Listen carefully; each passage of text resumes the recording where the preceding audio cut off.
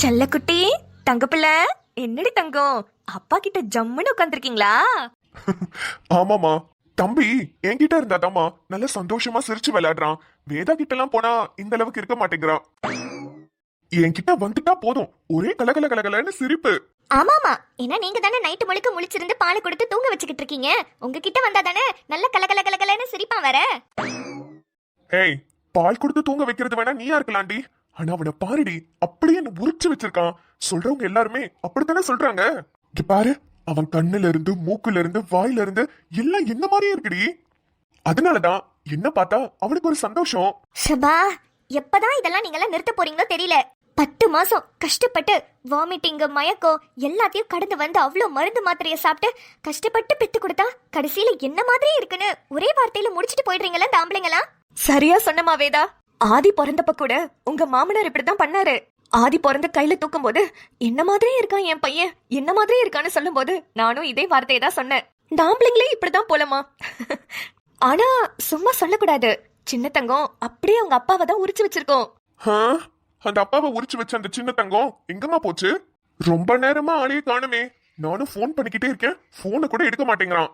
Sir என்ன collector வேலைக்கு போயிருக்காரா? இல்ல போன் கூட எடுக்க முடியாத அளவுக்கு அப்படி என்ன பிஸியா இருக்காரு? தம்பி ஏதாவது ஆட்டோ சவாரியில இருக்கும் தங்கம்.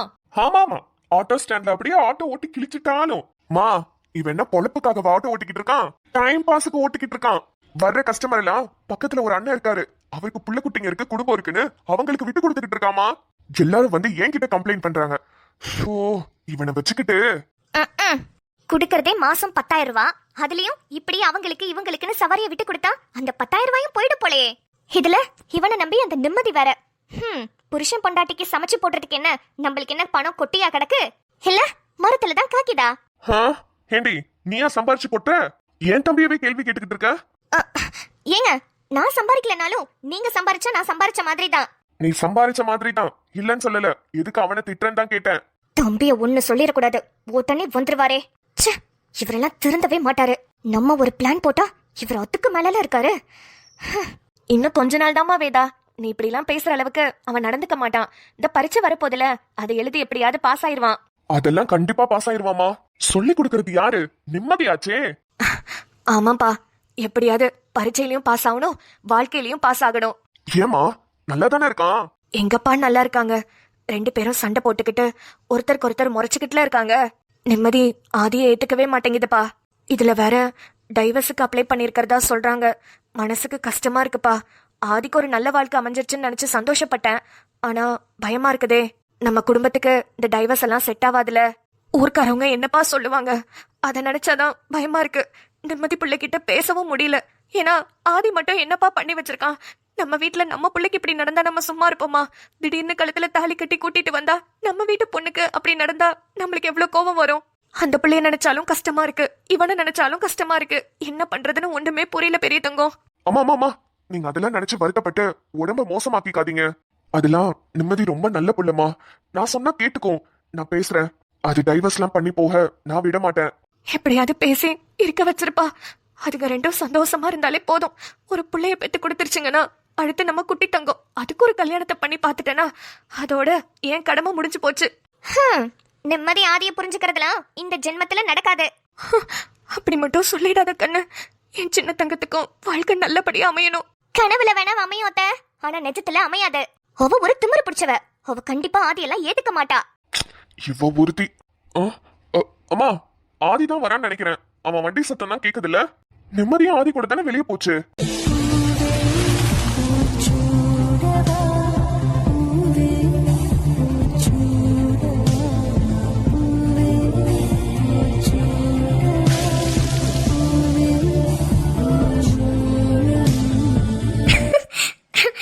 அட, என்ன ஒரே சிரிப்பா இருக்கு?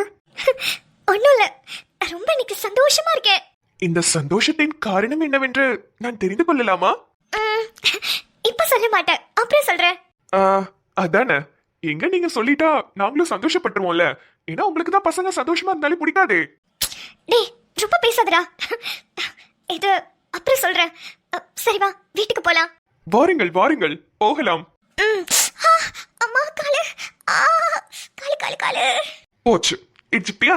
ஏடி கண்ணு முன்னாடி தானே வண்டி நிக்குது, இப்படியா வந்து இடிச்சுக்குவ? என்னடா காலை தெரியாம தானே இடிச்சுக்கிட்டேன், அதுக்கு போய் திட்டுற? ஐயோ திட்டலடி, கண்ணு முன்னாடி தானே இருக்கு, பார்த்து வரக்கூடாதான்னு கேட்டேன். இங்க பாரு, என்னால ஒரு ஸ்டெப் கூட எடுத்து வைக்க முடியல, நொண்டி நொண்டி நடக்க வேண்டியதா இருக்கு. ஐயோ அப்புறம் எப்படி மாடிப்படி ஏறுவ? அதானே, எப்படி மாடிப்படிலாம் ஏற முடியும்? வலிக்குது வலிக்குது. ஆ ஐடியா. என்ன என்ன தூக்கிட்டு போறியா? இல்ல இல்ல, நீ இங்கே நில்லு, நான் மேல கயிறு அனுப்பி விடுறேன்.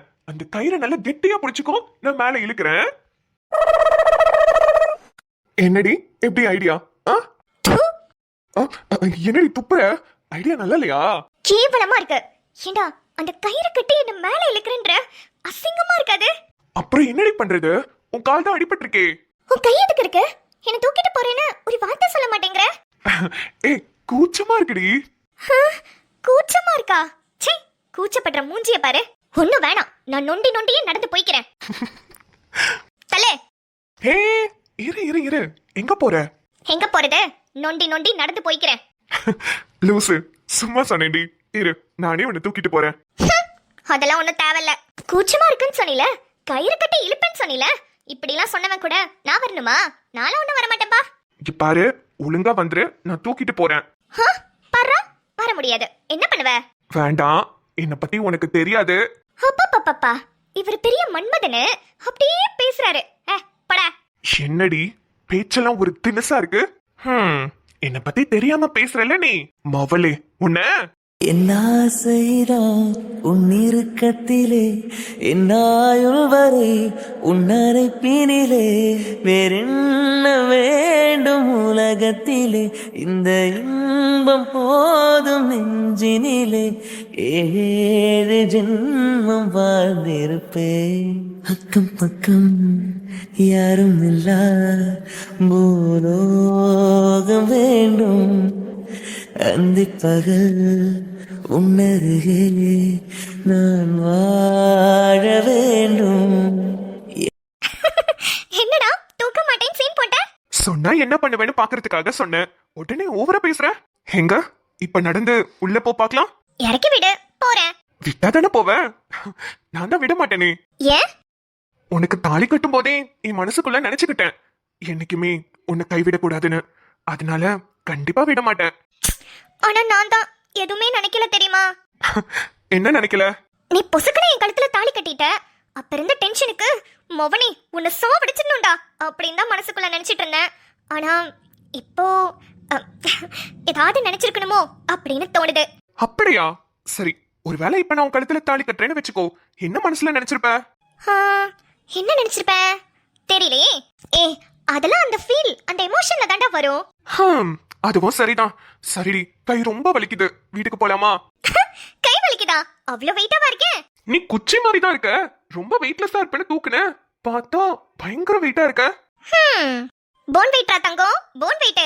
அதான்டி, வெறும் போன் மட்டும் தான் இருக்கு, அதான் இவ்வளவு வெயிட்டா இருக்கேன்னு நினைக்கிறேன். டேய் அங்க மட்டும் என்ன வாழுதா? சரி சீக்கிரம் வா, வீட்டுக்குள்ள போலாம். யாருக்கும் தெரியாம போயிடலாம், யாராவது பார்த்தா தப்பா நினைப்பாங்க. ஏன் பொண்டாட்டியே நான் தூக்குறேன், யார் தப்பா சொல்லுவாங்க? அதெல்லாம் யாரும் சொல்ல மாட்டாங்க, போலாம். ஆமா, ரெண்டும் தான் வெளியே போச்சுங்க. எப்படியும் எதிரும் புதிருமா சண்டையும் கிண்டையுமா தான் வந்திருக்கோங்க. வரும்போதே ரெண்டும் மூஞ்ச தூக்கிட்டு தான் வருங்க, நீங்க வேணா பாருங்க. மூஞ்ச தூக்கிட்டு வருங்களா? கொஞ்சம் அங்க பாரு. எங்கன்னு என்னால நம்ப முடியல. என்னங்க அது? ஐயோ அண்ணா, டேய் இறக்கி விட்றா, அசிங்கமா இருக்குடா. வாங்க வாங்க வாங்க. டேய் இறக்கி விட்றா. சும்மாரு. ஏன் மேடம்க்கு கால் தரையில நிக்காதோ? நிக்காதுங்க. இதுக்கு ரெண்டும் ஒருவேளை சேர்ந்துருச்சுங்களா? என்ன அவன் தூக்கிட்டு வரான், இவ்வளவு அமைதியாவே இருக்கா? என்னமோ சரியில்லையே. டேய் என்னடா ஆச்சு? ஏன் அந்த பொண்ண தூக்கிட்டு வர?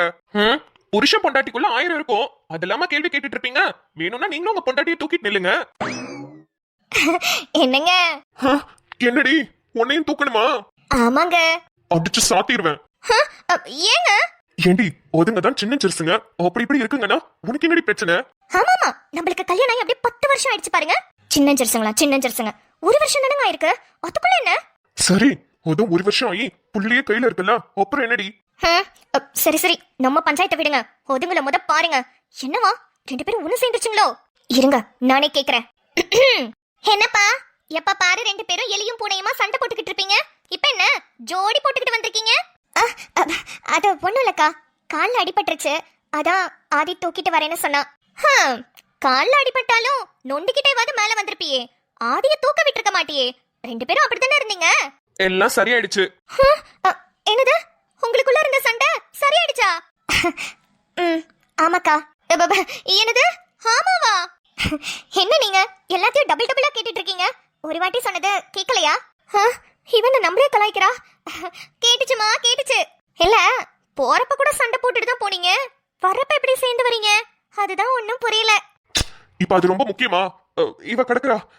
ஆமா, உண்மையாதான் சொல்றீங்களா? உங்களுக்குள்ள இருந்த சண்டை சரியாயிடுச்சா? ஓரளவுக்கு எல்லாமே சரி பண்ணிட்டோம்னா. ஆக்சுவலா அதைய பத்தி இப்பதான் நான் நல்லாவே புரிஞ்சுக்கிட்டேன். ஓரளவுக்கு சரி பண்ணிட்டோன்னு வச்சுக்கோங்க. ஐயோ அப்பா, எனக்கு இப்பதான் நிம்மதியா இருக்கு. ரொம்ப ரொம்ப சந்தோஷம். இப்பதான் அம்மா உங்களை பத்தி பேசிட்டு இருந்தாங்க. ஆதியும் நிம்மதியும் லைஃப்ல ஒண்ணு சேர்ந்து நல்லபடியா வாழணும், நம்ம குட்டி தங்கத்துக்கும் நல்லபடியா கல்யாணம் நடக்கணும்னு இப்பதான் கொஞ்ச நேரத்துக்கு முன்னாடி பேசிட்டு இருந்தாங்க. அதே மாதிரி நீங்களும் நல்ல விஷயம் சொல்லிருக்கீங்க. எங்க நிம்மதி டைவர்ஸ் அப்படி இப்படின்னு பேசுமோன்னு ரொம்ப பயந்துட்டேன். சரி, நீங்க 2 பேரும் உள்ள போங்க. ஆதி உள்ள கூட்டிட்டு போடா. கால்ல ஏதோ அடிபட்டு இருக்கு நீமா, ஃபர்ஸ்ட் போய் மருந்து போடுங்க. சரிங்கண்ணா. என்ன செல்லம், நம்ம ரூமுக்கு போலாமா? போலாம்.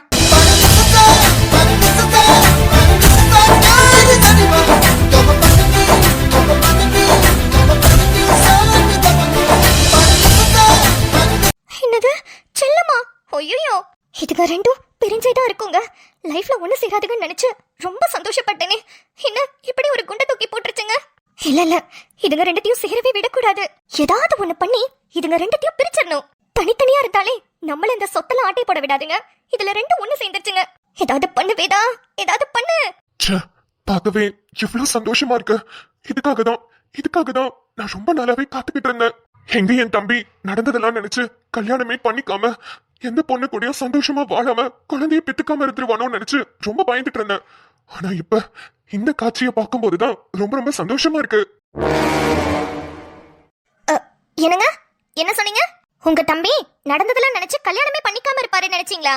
ஆமா வேதா, ஆதியோட வாழ்க்கையில அவன் நடந்ததெல்லாம் நினைச்சுக்கிட்டே இருந்துருவானோன்னு பயந்துட்டேன். ஆனா இப்ப ரொம்ப சந்தோஷமா இருக்கு. அவரை கல்யாணமே பண்ணிக்காத அளவுக்கு ஆதியோட வாழ்க்கையில அப்படி என்ன நடந்துச்சு? அதெல்லாம் நடந்து முடிஞ்ச கதை, அதை விடு. இப்ப நடந்துட்டு இருக்கிறத நினைச்சுக்கோ. அப்பா. இல்ல ஆதியோட வாழ்க்கையில என்னமோ நடந்திருக்கு. அது என்னன்னு தெரிஞ்சுக்கிட்டு இதுங்க ரெண்டையும் ஃபர்ஸ்ட் பிரிக்கிற வேலைய பார்க்கணும். ரெண்டும் கூட்ட சேர்ந்துச்சுங்க, நம்ம சூழிய முடிச்சு விட்டுருங்க. அதுக்கு முன்னாடி இதுங்க ரெண்டையும் பிரிக்கணும்.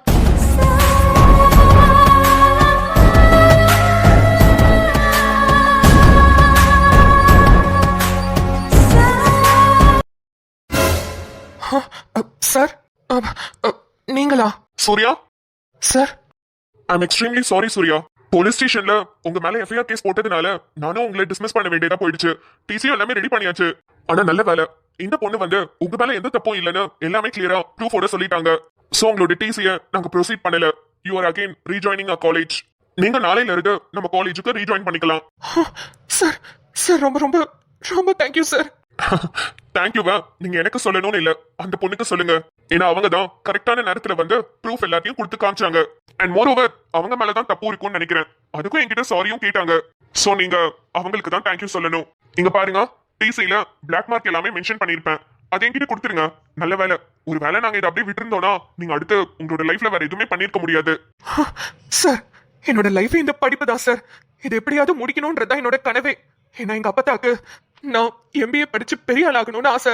கோட் சூட் போட்டு கம்பீரமா என்ன பார்க்கணும்னு ரொம்ப ஆசைப்பட்டுச்சு சார். அதுக்காகவே ஹெச்ஆர் ஆகணுங்கிறதுக்காகவே எம்பிஏ படிக்கணும்னு தான் இங்க காலேஜ்ல ஜாயின் பண்ணேன். அதுவும் இந்த காலேஜ்ல படிச்சா கண்டிப்பா வேலை கிடைக்கும்னு நிறைய பேர் சொல்லியிருக்காங்க. அதுக்காக தான் சார் இந்த காலேஜ்லயே நான் ஜாயின் பண்ணேன். ஆமாமா, உங்க ரெக்கார்ட் ஹிஸ்டரி எல்லாம் பார்த்தேன். நல்ல படிக்கிற ஸ்டூடெண்ட் நீங்க. இன்ஃபேக்ட் சொல்ல போனோம்னா நீங்க படிச்சு நல்ல வெளியே போனீங்கன்னா அது இந்த காலேஜ்க்கு தான் பெருமை. சரி, ஓகே, ஏதோ தவறுதலான ஒரு மிஸ்டேக் நடந்துருச்சு. அது இப்ப ரெக்டிஃபை ஆயிடுச்சு. நீங்க ஒன்னும் கவலைப்படாதீங்க. ரொம்ப ரொம்ப thanks sir. Okay Surya, carry on. Sir ரொம்ப ரொம்ப நன்றி சார். எங்க என்னால சூர்யாவோட லைஃபே போயிடுமோன்னு நினைச்சு ரொம்ப பயந்துட்டேன் சார். ரொம்ப ரொம்ப தேங்க்ஸ் சார். 2 பேரும் மாறி மாறி எனக்கே தேங்க்யூ சொல்லிட்டு இருக்கீங்களே. என்னங்க ரொம்ப தேங்க்ஸுங்க. ஐயோ சூர்யா, நீங்க எனக்கு தேங்க்ஸ் சொல்ல வேண்டிய அவசியமே இல்ல. சொல்ல போனோம்னா நான் தான் உங்ககிட்ட சாரி கேட்கணும். நான் தொடங்கி வச்ச பிரச்சனைக்கு நானே சரி பண்ணணும்னு நினைச்சேன். அதனால தான் இப்ப காலேஜ் பிரின்சிபல் கிட்ட வந்து பேசினேன். சூர்யா, இதுக்கப்புறம் என்னால உங்களுக்கு எந்த பிரச்சனையும் வராது. ரொம்ப ரொம்ப சாரி சூர்யா. ஐயோ பரவாயில்ல. ஐயோ பரவாயில்லங்க. சாரி எல்லாம் கேட்காதீங்க. ஏதோ ஒரு மிஸ் அண்டர்ஸ்டாண்டிங்ல அப்படி புரிஞ்சுக்கிட்டீங்க. ஆனா என்னை பத்தி உங்களுக்கு நல்லா புரிஞ்சிச்சுல, அது போதுங்க. நல்லாவே புரிஞ்சுக்கிட்டேன் சூர்யா. ரொம்ப சந்தோஷங்க. சரிங்க, நான் ஊருக்கு போகணும். எங்க அப்பத்தாவை போய் பார்க்கணும். நான் கிளம்புறேன். நானும் ஊருக்கு தாங்க கிளம்பணும். ஹாஸ்டலுக்கு போகணும். அதே ஊரா? அதே பஸ்ஸா? ஆமாங்க, ஆனா அதே சண்டை கிடையாது. இதுக்கப்புறம் நம்ம ஃப்ரெண்ட்ஸ். கண்டிப்பாங்க.